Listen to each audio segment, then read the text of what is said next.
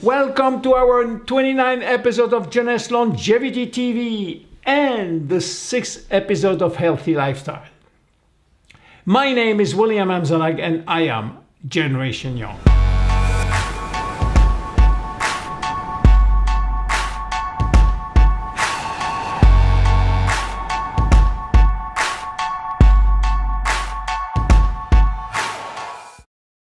Exercise. Physical activity is a must. Physical activity is a priority, a natural state to which our body is designed and adapted. In this episode, I will show you 1. How to appreciate the benefit of regular physical activity. 2. How to discover your personal motivation for becoming more active. 3. How you can challenge your excuses for not exercising. 4. How finding physical activity which will suit your needs. 5. How to frame an exercise program properly and making time for workout. Regular physical activity can cut the risk of developing any major disease by half. Yes, by half. On the contrary, sedentary lifestyle is now responsible for 10% of the world annual mortality. The risk of dying from any causes is 15% higher among the people who sit for 8 to 10 hours a day and rise to 40% for those who sit for 11 hours or more per day. And the pattern is consistent for men and women. You have to realize that human beings were built for movement and not for sitting long hours. Today, we no longer hunt for food. We order takeout food for delivery. We don't walk, we email.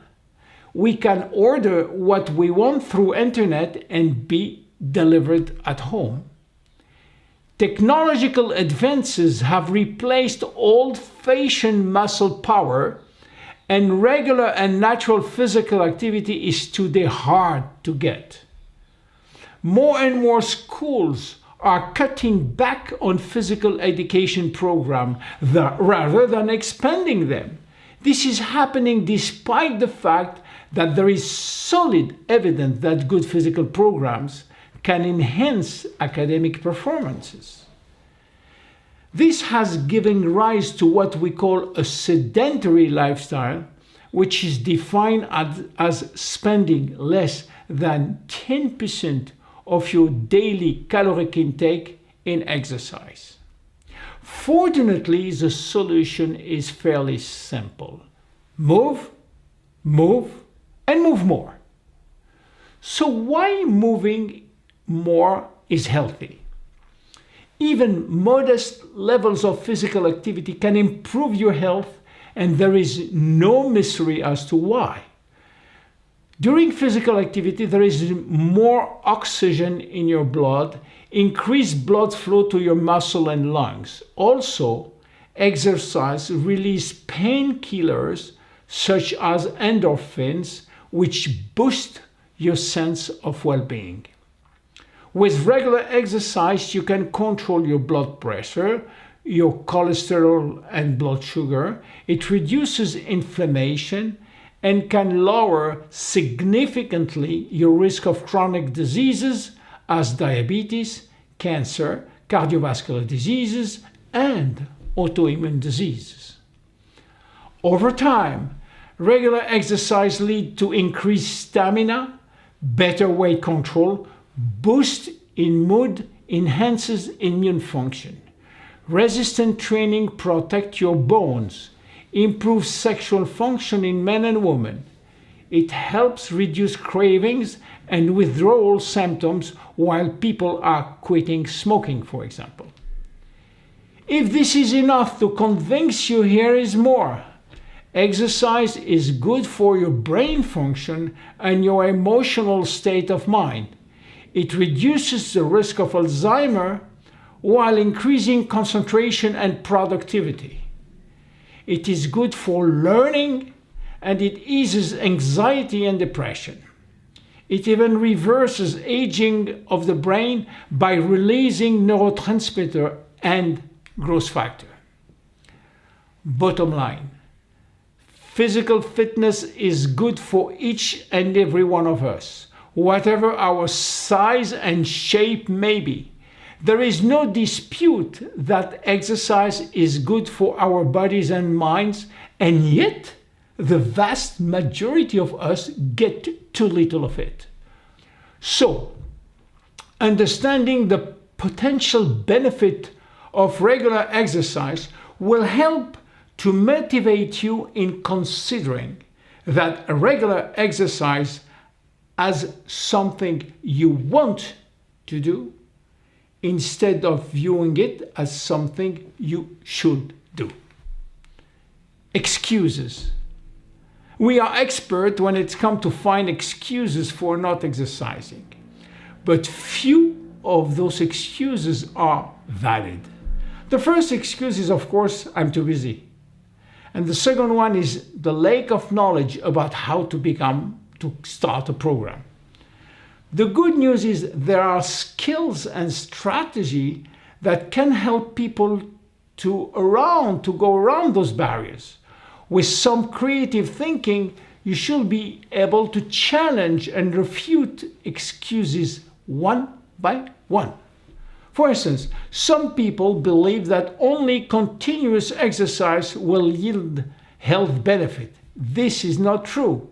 Accumulating 20 to 30 minutes over the course of the day, even if it is by routine exercise or taking the stairs, can replace a 30-minute aerobic session. In fact, the key point is finding exercise that suits your style, your personal preference, and to choose form of movement that suit you. To stay active, you have to enjoy it and to get other benefit besides just the physical one. If you like to run, run. If you like to bike, bike. If you like to dance, dance. Don't assume that you don't like exercise just because you don't like some particular form of exercise.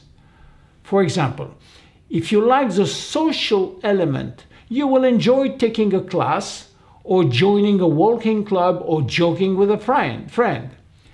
If you don't want to sweat, you can choose yoga or Pilates. If you want to do it alone, you can choose jogging, swimming, cycling, weight training. If you have a competitive nature, enjoy tennis or squash. And if you like teams, enjoy volleyball or basketball or soccer. And if you like concentration, choose martial arts or Tai Chi. And remember, 1. Every little bit of movement counts, and exercise do not have to be done all at once. 2. The goal is to get 30 minutes of moderate aerobic activity accumulated every day, 5 days a week. 3. 10 minutes is the minimum to do every day on a row. 4. 48 hours is the maximum number of hours that you should go without exercising. 5. 10,000 is the recommendation for how many steps you should try to take per day. 6. Try to choose an activity that easily fit into your usual schedules. 7. Variety is a way to keep you persistent. Do different type of movement on different days or change the intensity. And finally, you will develop an appreciation for the vitality that is coming from being fit and active. My name is William Amzalag and I am Generation Young. See you at our next episode. Bye-bye.